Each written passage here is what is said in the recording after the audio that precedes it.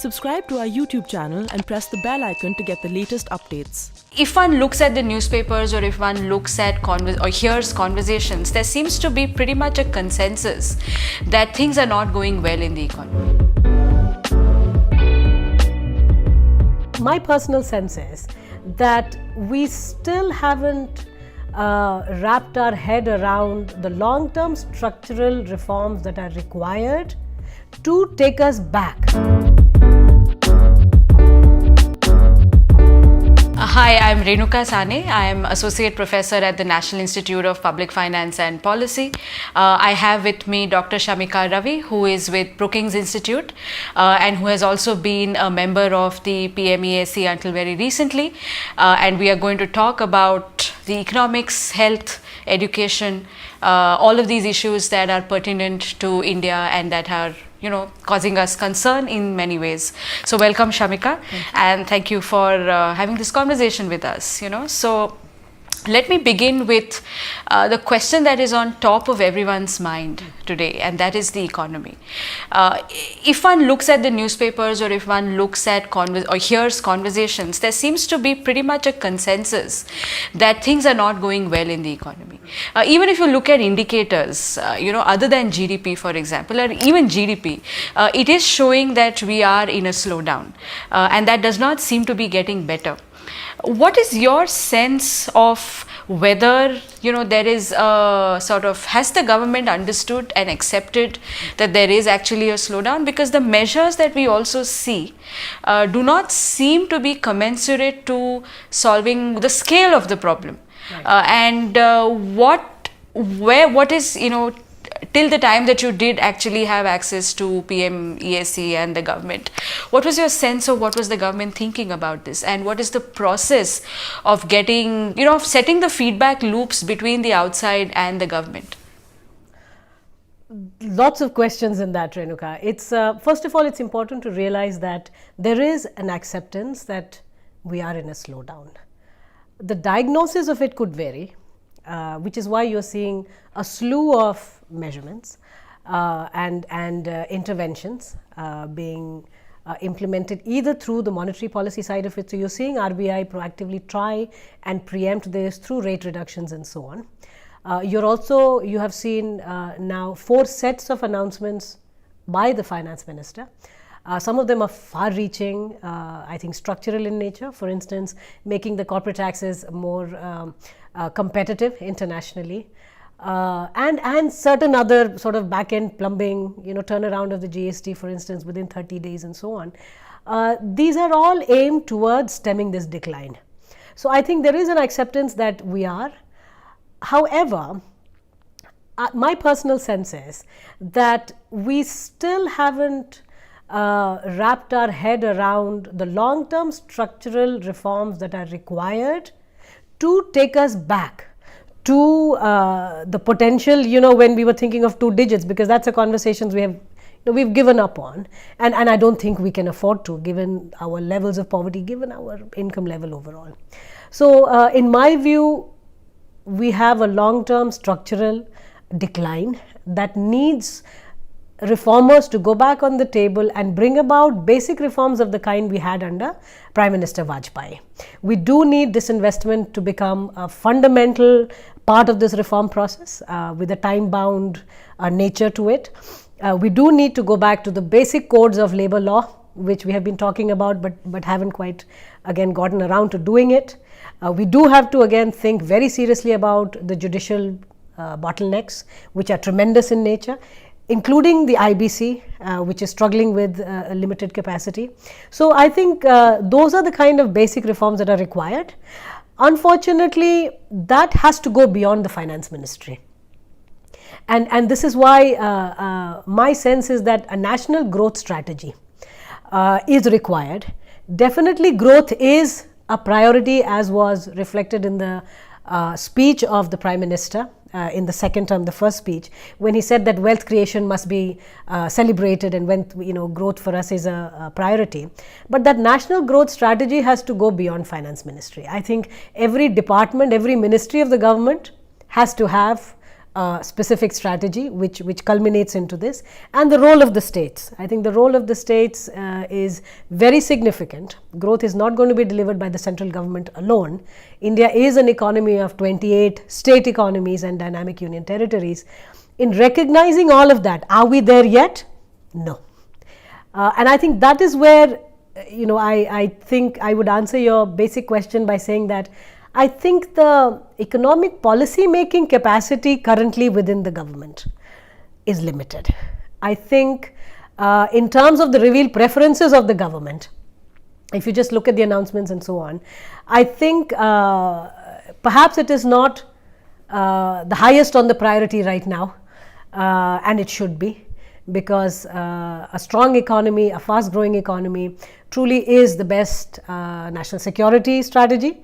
It's the best foreign policy strategy, and it definitely is what serves the citizens the most in the long term. So I do think that there is a recognition of the problem, but we haven't quite gotten down to doing the big reforms. I'm glad you mentioned that we need to go beyond the finance ministry. As economists, we understand the importance of human capital and high productivity in, getting high GDP growth. And we are not doing particularly well on several of those indicators. And one big bang reform, if I may call it that was done in the previous term was this health insurance scheme, Ayushman Bharat. And I know that you have been involved with the scheme, and you've also done a lot of work on health economics, over and above the scheme. So what is your sense of how the scheme is faring? And more importantly, any new scheme and any new rollout is going, it's not going to be a success overnight. It's always going to face hurdles in implementation. How well are we doing in measuring what is going on the ground, and how we need to do better? I mean, again, I keep coming back to the question of feedback loops, because without it, there is no way forward. So it is 1 year. And, I'm particularly happy with this Ayushman Bharat policy, because this large scheme, because I think finally health has become political. We do realize that health can become an issue on which elections can be contested, and for the longest time, I think in the economy, for us, our focus has not been on human capital. We remain an isolated case amongst the emerging markets, which has not done the fundamental investments required in health and education. So I think from that, if you look at it from that point of view, so human capital perspective, Ayushman Bharat is absolutely the right direction towards that the policy has moved. 7% of Indian population falls below poverty line because of health expenditure. Our out-of-pocket health expenditure remains one of the highest globally.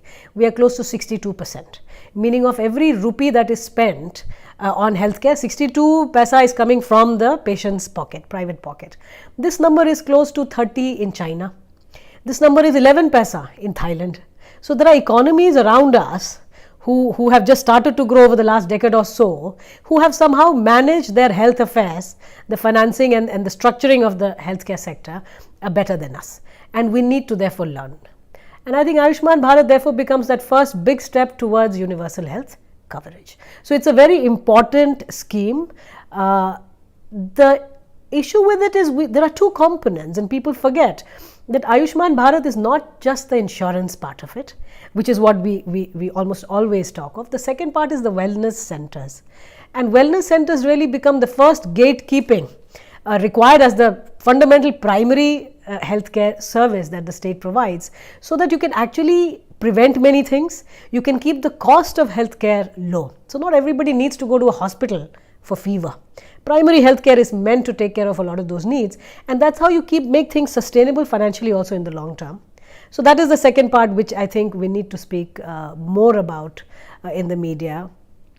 But the first part is an important one as well, which is the National Health Protection Scheme, or Modi Care as it is commonly referred to in the media. It's important from the perspective that out-of-pocket health burden needs to be removed, to be reduced.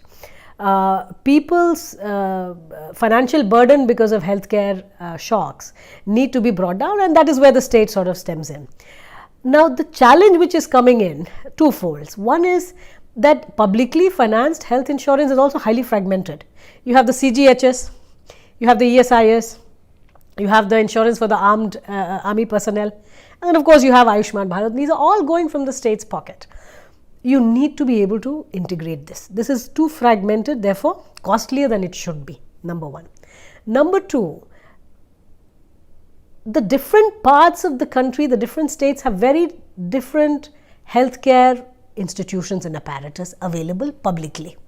Meaning in states like Chhattisgarh, Himachal, southern states, you have well-run district hospitals, you have Goa, relatively well-run primary health centers and so on.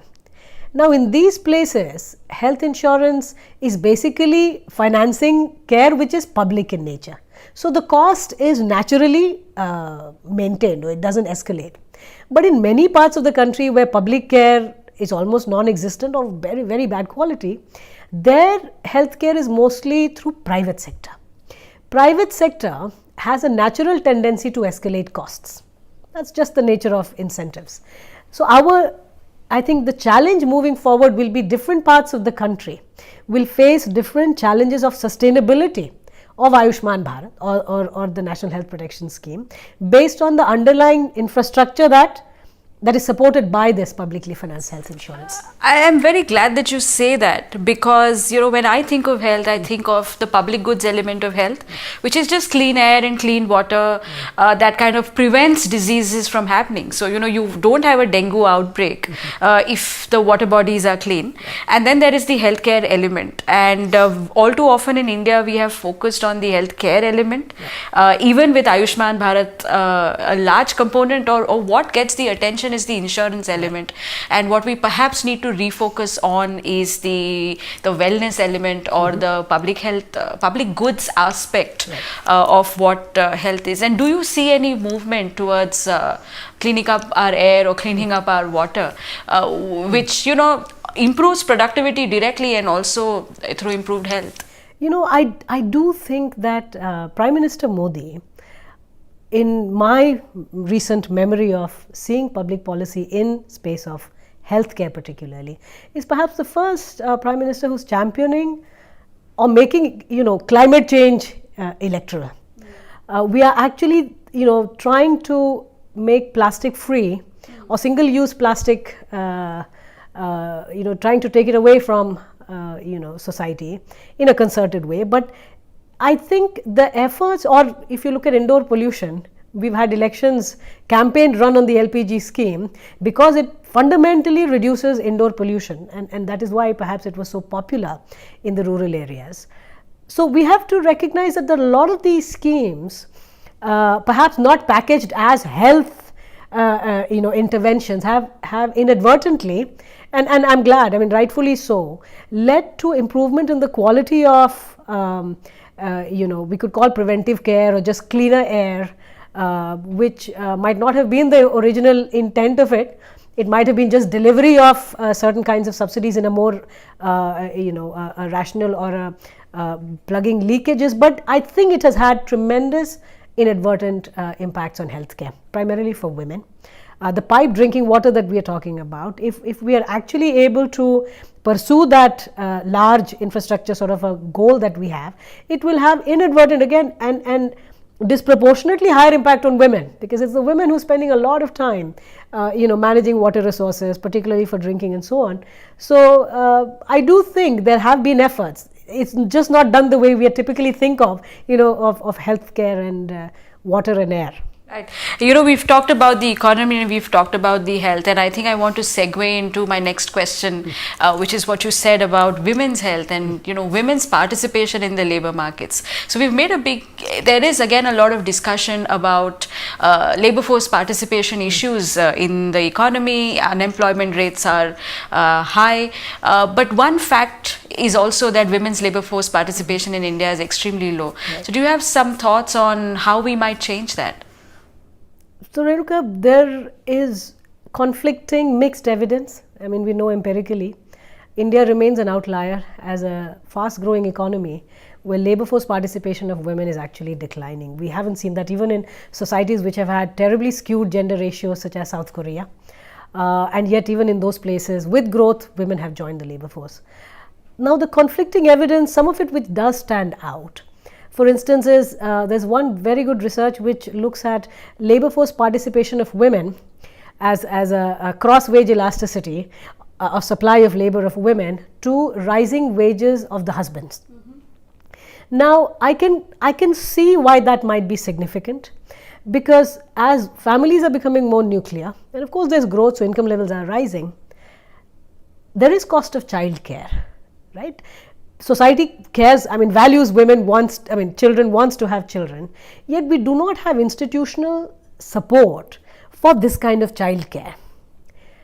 So what eventually ends up happening is, as the household begins to earn more or the husbands begin to earn more, women are likely to step back and invest within the household.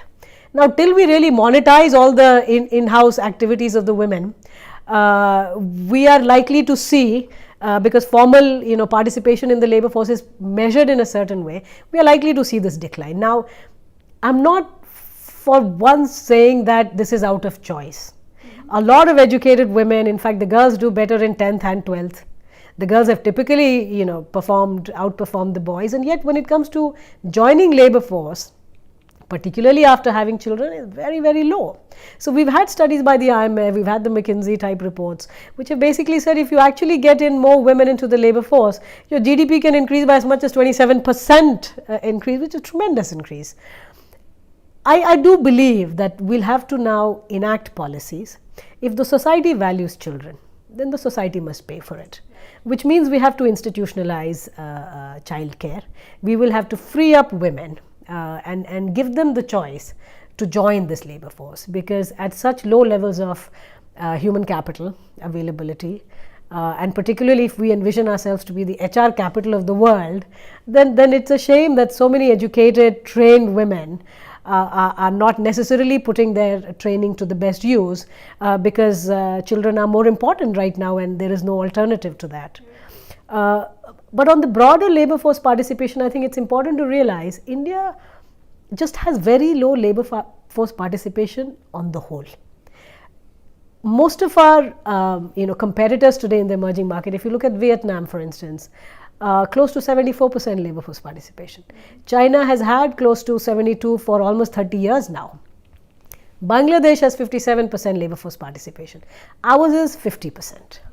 Of course, women are a large share of that. But on the whole, this is an enigma. For a country which is still lower income or lower middle income, let's say, this kind of very low labor force participation remains a real cause of concern. Okay, so we've talked about the challenges of the economy, the health, labor force. Any closing comments on how do you what would your advice be if you were asked for the top 3 things that say the government should do? I think the top 3 things, Renuka, I would say go for privatization. Put the reform agenda back in the same gear that we had under Prime Minister Modi, Vajpayee in NDA 1.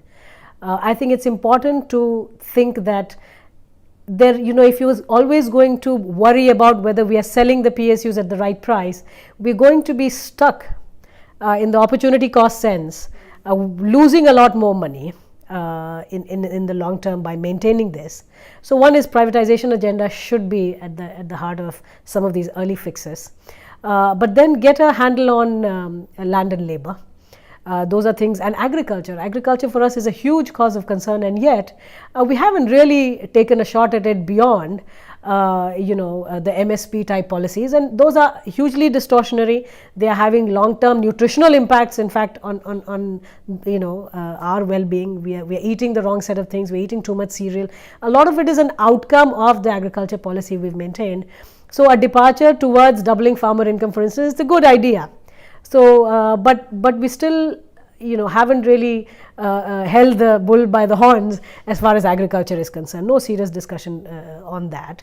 And then, of course, judicial. I think we let go of the judiciary very sort of easily, and yet we know that the delay in the system is having a serious impact. I think the lack of economic knowledge within the judiciary is hurting us very badly. There are real implications to some of the widespread, the judgments we've had, such as the coal allocation. I've spoken about this in the past, that PILs of this nature cannot be entertained and by one judgment annulling allocations of 18 years is almost blinding ourselves to the fact that there are entire economies, millions of people employed around a sector such as power. And we have to be more pragmatic about these decisions within the judiciary, I think.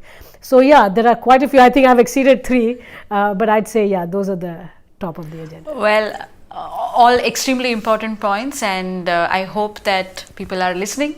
And thank you very much, Shamika, for your time.